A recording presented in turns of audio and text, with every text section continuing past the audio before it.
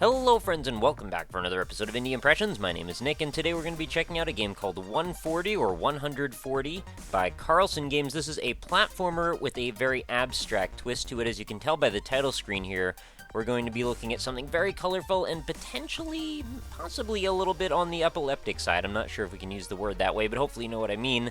What I'm trying to say is slight seizure warning, as if the game wasn't giving us enough evidence right at this very moment.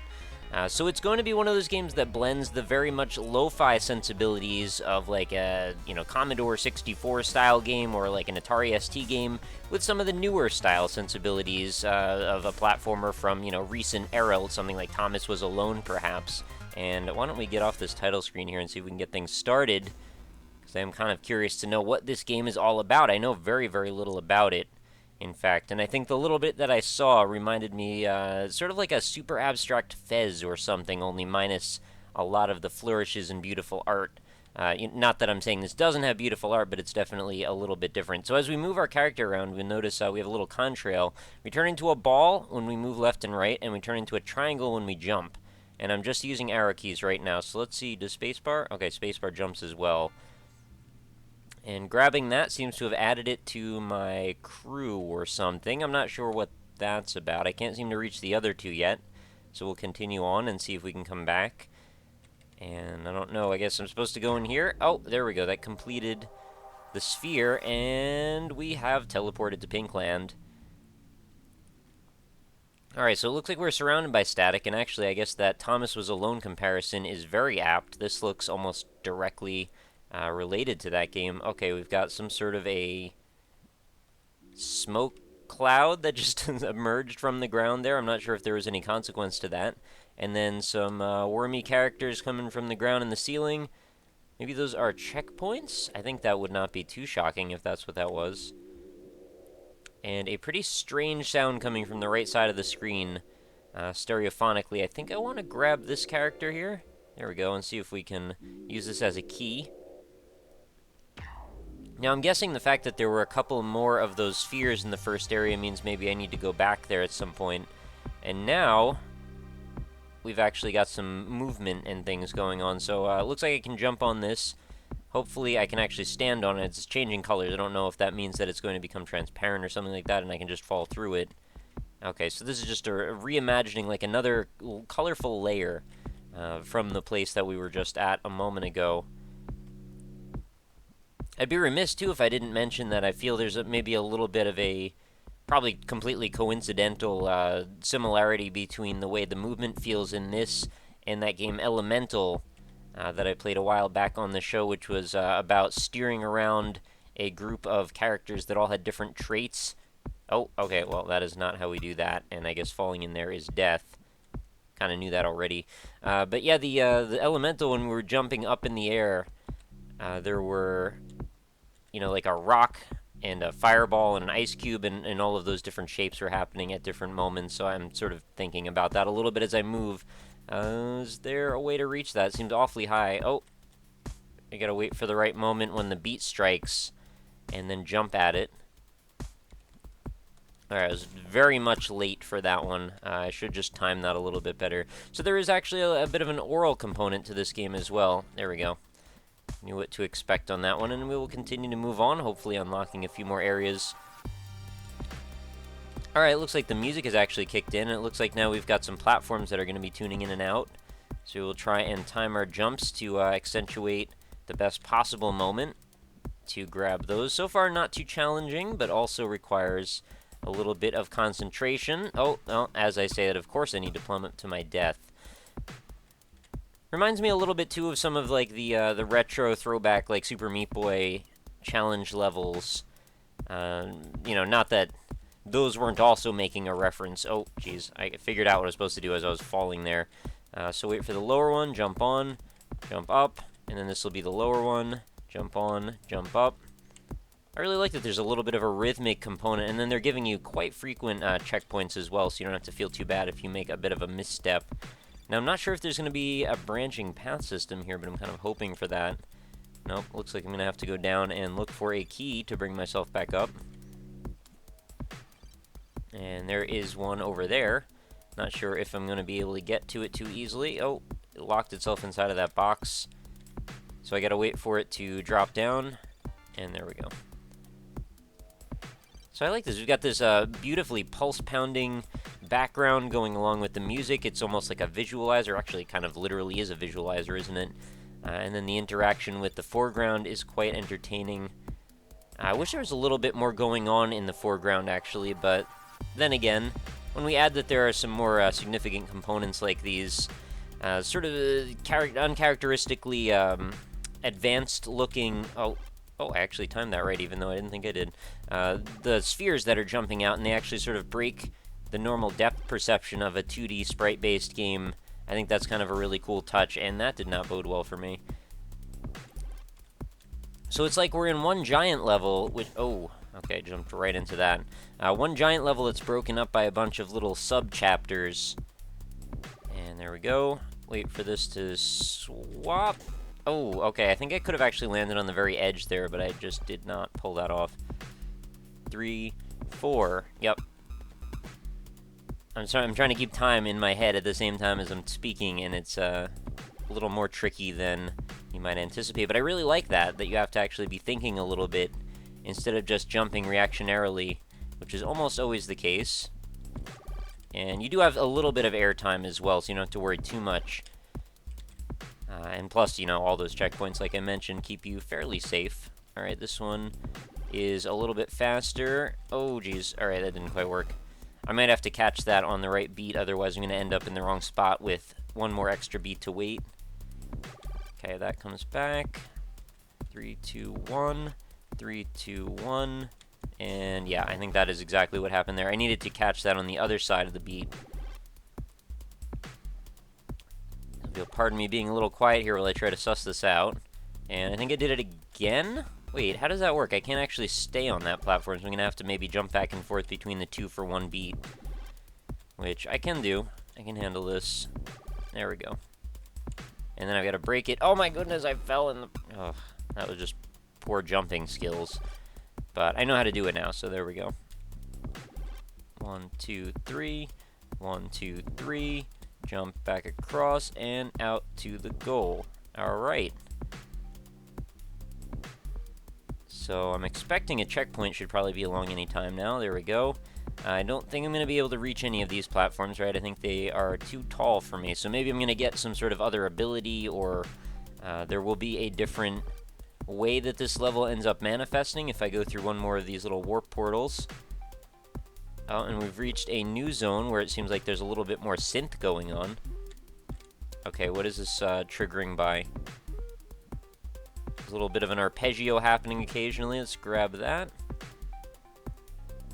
And take me away, Sphere. Alright, what do we have to the right? I like to double check where I just was, just in case they wanted to throw me some kind of an Easter egg or something. I like to always make sure I've gotten that out of the way. What's this all about? I guess this is danger? Oh, it's a jump pad. Okay, so I gotta keep that in mind and try and time my bounces. And I kind of died on purpose there, but I gotta time my bounces so I land on the other end. And I want to grab that one. There we go. So now we're going to have a couple of things phasing in and out. We've got this jump pad as well as these platforms going up and down. And this should trigger at just the right moment. It does indeed. A little bit of this is more mechanical. You know, there's really only like an on-off state to some of these, and that's kind of making me a little bit dizzy, that background, I have to say, but in a good way? Maybe in a good way. So far, I'm finding this game very gratifying. I mean, between those little nuances that I mentioned, oh, now we got a not jump. Actually, as soon as this turns, I can jump onto it, and I should be safe to make it all the way across. Oh, okay. Got quite a ways to go. I just have to time it and make sure I jump the moment this thing flashes, and then I should be good to go again. That's not going to work. So I got to make sure that that jump times at exactly the right moment, and then I should be able to hopefully make it just barely under that. There we go. And now I'm safe. I can actually bounce up into the air if I want to. 2, 1, bounce. Oh, I think I have to go off the top one, otherwise I'm not going to be able to time it right. 2, 1, no. Does this get out of sync? How does this work?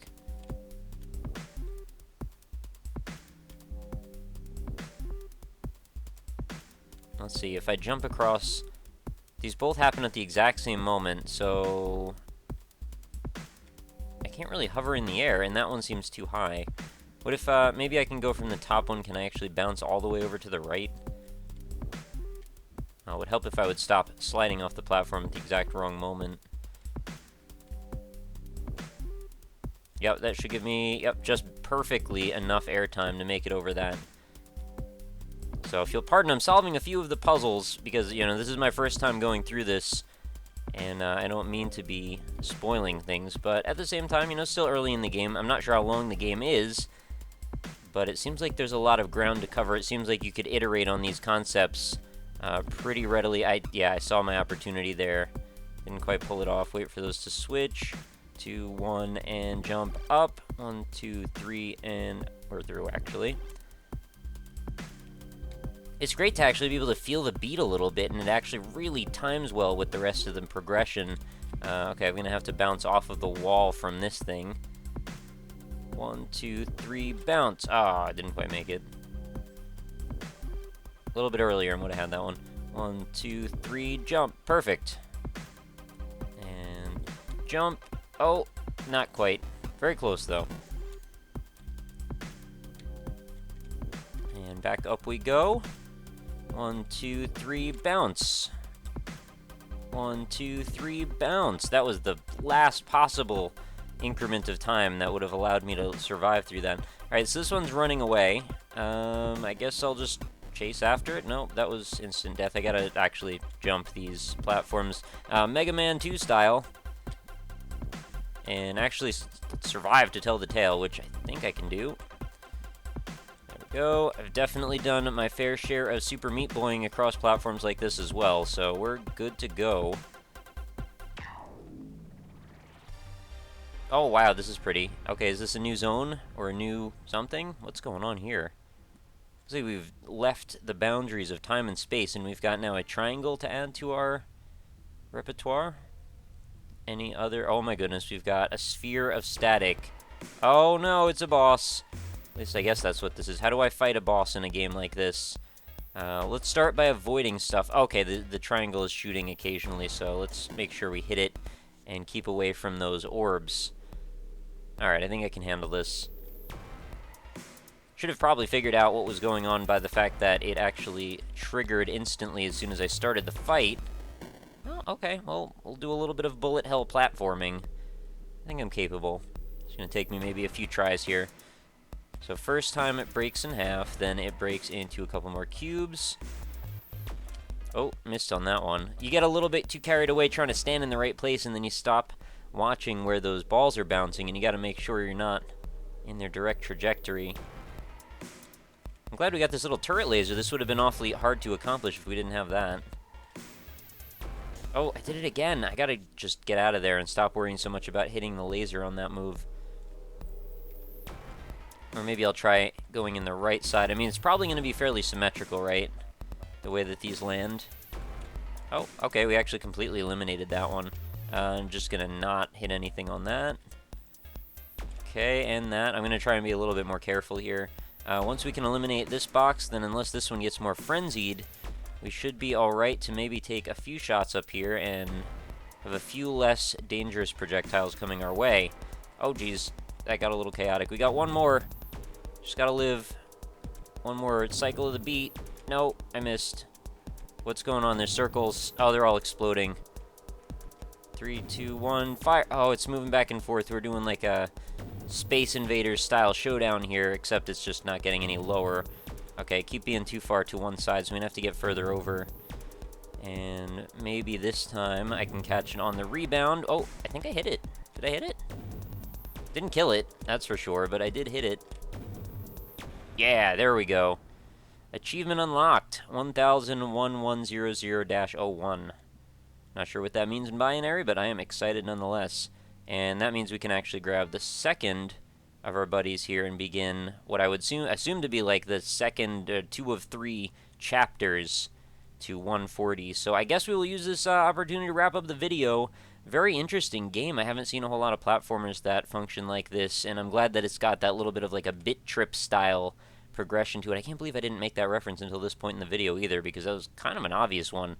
And can't help but see the Adidas stripes and or cell phone connection bars. Anyway, that's going to do it for our episode on 140. Definitely recommended. Go check it out on Steam. There is going to be a link in the description for this video. I really am into the very minimalistic graphical style, but then it's got the pulse-pounding soundtrack and the backgrounds and the cool, gravity stuff going on. I'm into it. I hope you enjoyed this one as well.